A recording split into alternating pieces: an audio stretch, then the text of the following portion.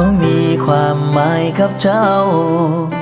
เจ้ามีความหมายต่ออายเจ้าให้เขาหมดใจหมดกายอายก็ยอมตายให้เจ้าได้คือกันครองหักสองคนโลดตอนนี้โชคดีให้เป็นของเจ้า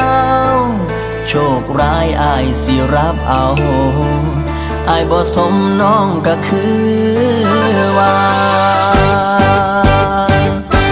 บ่แม่นมาวัดแล้วก็บ่ได้ใจนางหวานแหลงดังก็ดักใจนางไว้บ่ได้เฮ็ดดีปานใดเฮ็ดดีปานใดเจ้าก็บ่หัวซานั่งห้องนอนให้ย้อนสงสารใจเจ้าของน้องบ่เคยมองอย่างสากก็บ่อยากไกลหักเจ้าหลายหักเจ้าหลายได้ยินบ่เป็นจังใดน้อความหักปานถึกกับดักหัดหัวใจติดกับดักหักคนเดียว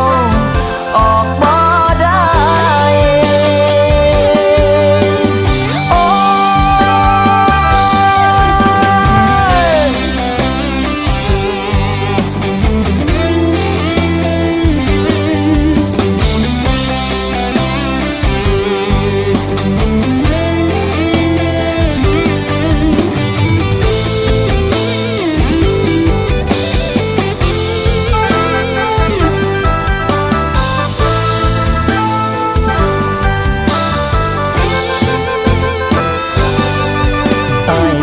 ทำได้แค่รอ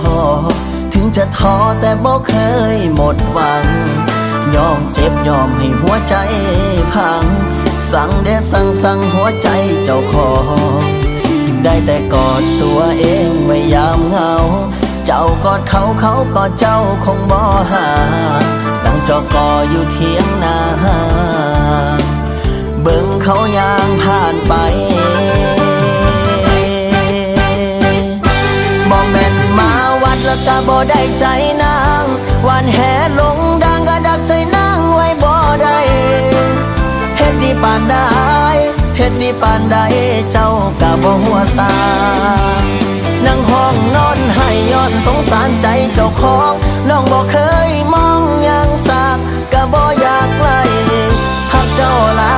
ยหักเจ้าหลายได้ยินบ่แม่นมาวัดแล้วก็บ่ได้ใจนางหวานแหลงดังก็ดักใจนางไว้บ่ได้เฮ็ดดีปานใดเฮ็ดดีปานใดเจ้าก็บ่หัวซานั่งห้องนอนให้ย้อนสงสารใจเจ้าของน้องบ่เคยมองอย่าง